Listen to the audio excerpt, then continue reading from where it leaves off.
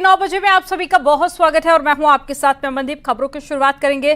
सीतापुर में दिल दहला देने वाली वारदात सामने आई है। यहां 6 लोगों की मौत से सनसनी फैल गई। युवक पर अपने परिवार के 5 लोगों की गोली मारकर हत्या करने का आरोप लगा है। आरोप के मुताबिक उसने अपनी मां, पत्नी, बेटी और साथ ही बेटे को गोली मार दी और बाद में खुदकुशी कर ली। रामपुर मथुरा थाना क्षेत्र का ये घटनाक्रम है। घटना की जानकारी मिलने पर सीओ भारी पुलिस बल के साथ में मौके पर पहुंचे और मामले की जांच पड़ताल शुरू की गई।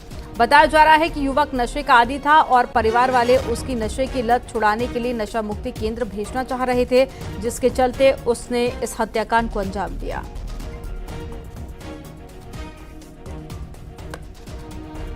मानसिक रूप से विक्षिप्त है। इसका नाम अनुराग सिंह, उम्र 45 वर्ष बताया जा रहा है। इसके द्वारा अपने परिवार के 5 सदस्यों की हत्या करके स्वयं को गोली मारकर आत्महत्या कर ली गई है। मौके से जब पुलिस के द्वारा जांच की गई तो वहां पर इनकी माता सावित्री देवी, जिनकी उम्र लगभग 65 वर्ष, पत्नी जिसकी उम्र लगभग 40 वर्ष व 3 बच्चे जिनकी उम्र क्रमशः 12, 9 और 6 वर्ष की है, इनको इन्होंने मारा है। उसके पश्चात खुद को मारा है। पुलिस के द्वारा एफएसएल टीम के द्वारा संपूर्ण पहलुओं की जानकारी की जा रही है व विस्तृत जांच के पश्चात आवश्यक वैधानिक कार्रवाई की जा रही है। जहां पर एक ही परिवार के 5 लोगों की हत्या कर दी गई।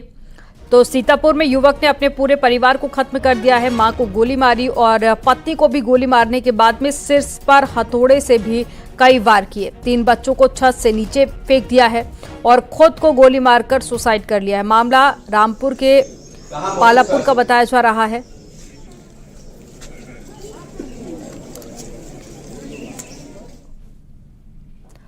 सीएम योगी ने झांसी में हुए सड़क हादसे पर गहरा शोक व्यक्त किया। सीएम योगी ने मृतकों के परिजनों के प्रति संवेदना जताई और अधिकारियों को तत्काल मौके पर पहुंचकर राहत कार्य में तेजी लाने के निर्देश भी दिए हैं।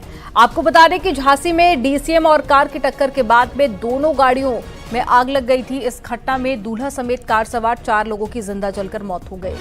हादसे में घायल 2 लोगों की हालत बेहद नाजुक बनी हुई है, जिन्हें अस्पताल में भर्ती कराया गया है।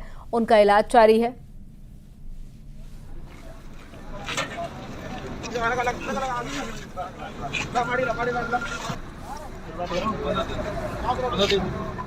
तस्वीरें आपको दिखा रहे हैं घटनाक्रम की। ये तस्वीरें जहां पर हादसा हुआ था उस वक्त की तस्वीरें भी आपको दिखा रहे हैं। साथ ही इस हादसे में जिन लोगों की जान गई है उनकी भी तस्वीरें आप देख सकते हैं।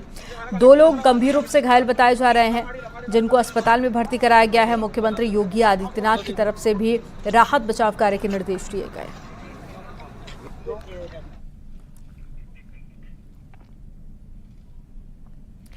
पीलीभीत में बाइक के आमने सामने भिड़ंत हो गई, जिसमें एक शख्स की मौत हो गई। 4 लोग गंभीर रूप से घायल हो गए। घटना कल्याणपुर के पास की हुई है। पुलिस ने घायलों को तत्काल अस्पताल में भर्ती कराया, जहां उनका इलाज जारी है।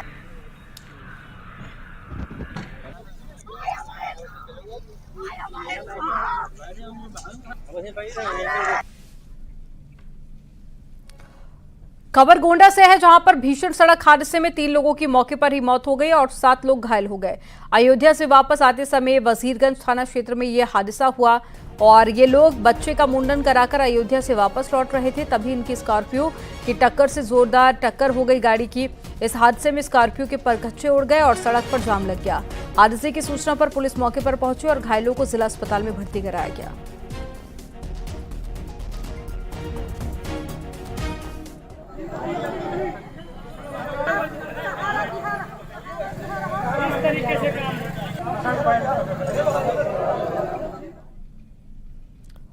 केंद्रीय गृह मंत्री अमित शाह आज वाराणसी दौरे पर पहुंचेंगे। पीएम मोदी के नामांकन और साथ ही रोड शो की तैयारियों को देखेंगे।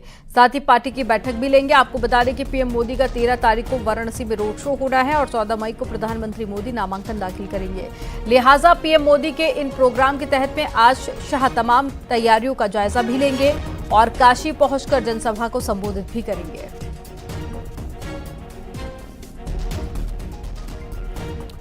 तो 13 तारीख को पीएम पहुंचेंगे, लेकिन उससे पहले आज केंद्रीय गृह मंत्री अमित शाह का वाराणसी दौरा है और वाराणसी सीट वीवीआईपी सीट है। तो ऐसे में यहां का जो मुकाबला होता है और सभी की निगाहें इस सीट पर टिकी होती हैं। आज केंद्रीय गृह मंत्री पहुंचेंगे और साथ ही लोगों से बातचीत करेंगे, कार्यकर्ताओं को जीत का मंत्र भी देंगे।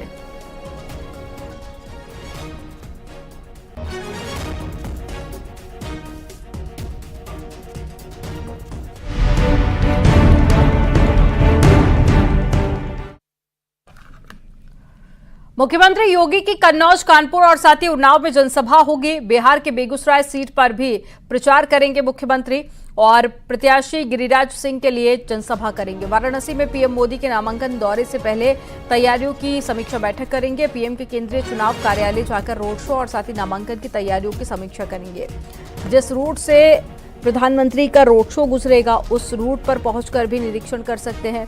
इसके अलावा विश्वनाथ मंदिर में दर्शन पूजन के बाद में रात 8 बजे काशी से रवाना हो जाएंगे।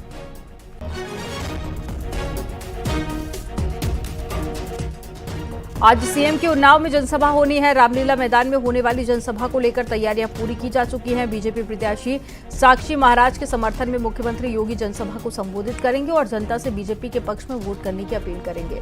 दोपहर 1 बजे मुख्यमंत्री योगी की जनसभा होगी।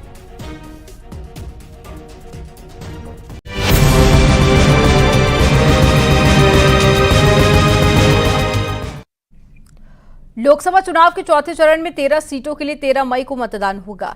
इन लोकसभा क्षेत्रों में आज शाम 6 बजे से चुनाव प्रचार थम जाएगा। लोकसभा चुनाव 2024 के चौथे चरण में उत्तर प्रदेश, बिहार और साथ ही मध्य प्रदेश समेत 10 राज्यों की 96 सीटों पर 13 मई को चुनाव होना है। उत्तर प्रदेश की बात करें तो शाजापुर, पेरी, दौरा, सीतापुर, हरदोई, मिश्रिख, उन्नाव, फर्रुखाबाद, इटावा, कन्नौज, कानपुर, अकबरपुर और साथ ही बहराइच में मतदान होगा।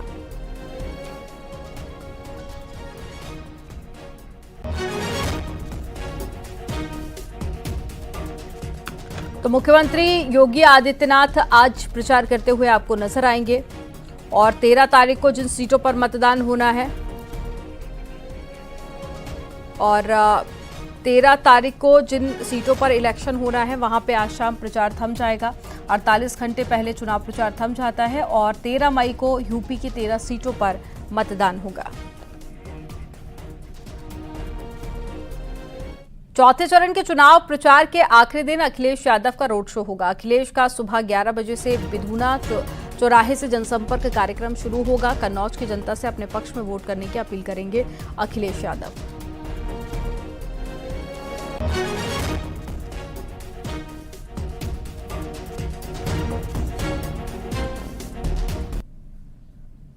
केंद्रीय मंत्री अनुराग ठाकुर आज हिमाचल प्रदेश के हमीरपुर सीट से बीजेपी उम्मीदवार के रूप में अपना पर्चा दाखिल करेंगे। नामांकन से पहले वो रोड शो भी करेंगे। नामांकन से पहले उन्होंने कन्या पूजन किया। अनुराग ठाकुर ने बताया कि जीत के लिए उन्होंने मां का आशीर्वाद भी लिया। केंद्रीय मंत्री अनुराग ठाकुर आज अपना नॉमिनेशन फाइल करने के लिए पहुंचेंगे। उससे पहले की ये तस्वीरें आपको दिखा रहे हैं जहां पर वो अपने परिवार वालों से मुलाकात कर रहे हैं। साथ ही उन्होंने कन्या पूजन भी किया, साथ ही मां का आशीर्वाद भी लिया। कन्या पूजन के साथ शुरुआत की है, मां के आशीर्वाद के साथ, और अब अपनी कुल देवी अबा देवी के मंदिर जाकर अपनी लोकसभा क्षेत्र के ऐसी देवी देवताएं जिन लाखों मतदाताओं के कारण मुझे 4 बार लोकसभा में जाने का अवसर मिला, 5वीं बार उनका आशीर्वाद लेने निकला हूं।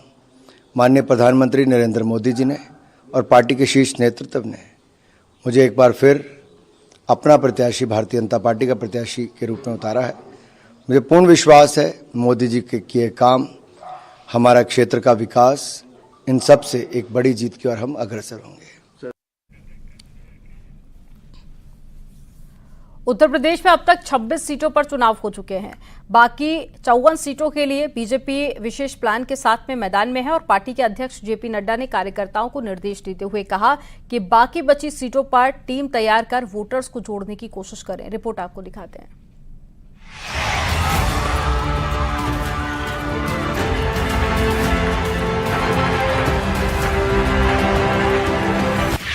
उत्तर प्रदेश में बीजेपी के पास क्लीन स्वीप का टारगेट है। 80 में 80 सीट जीतने का लक्ष्य है और इस लक्ष्य को हासिल करने के लिए बीजेपी कोई कसर नहीं छोड़ रही। चाहे सीएम योगी की ताबड़तोड़ रैली हो, अमित शाह और जेपी नड्डा की चुनावी जनसभाएं या फिर पीएम मोदी का रोड शो।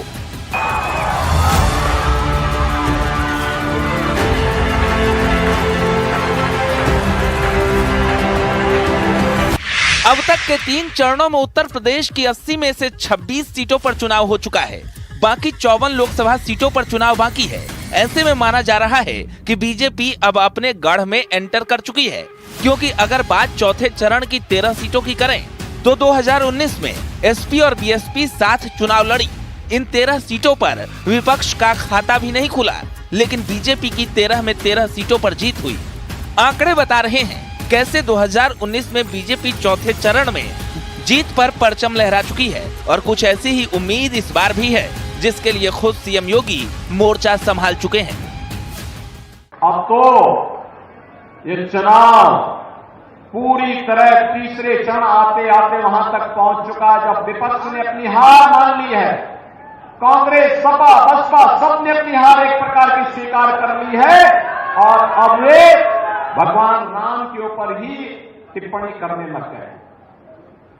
कोई कहता राम मंदिर बेकार बना, कोई कहता है कि भारत को राम मंदिर से क्या लाभ हुआ। कांग्रेस के वक्तव्य है, समाजवादी पार्टी का वक्तव्य है कि राम मंदिर बेकार बना।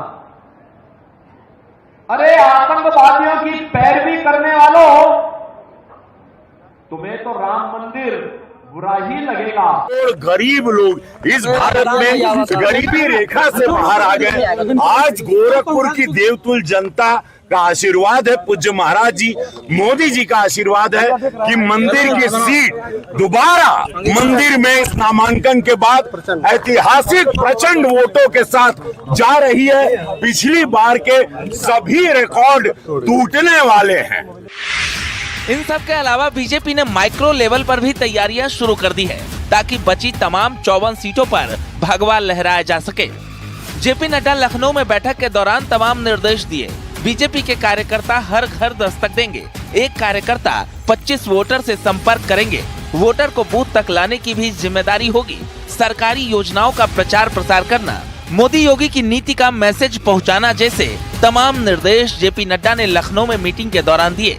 यानी जिस तरह पहले, दूसरे और तीसरे चरण के दौरान कार्यकर्ताओं और नेताओं ने अपनी जिम्मेदारी निभाई, उससे कहीं ज्यादा एक्टिव बाकी बचे चरण के लिए होना है, ताकि अपने गढ़ में कोई चूक न रह जाए। Bureau report, news 18।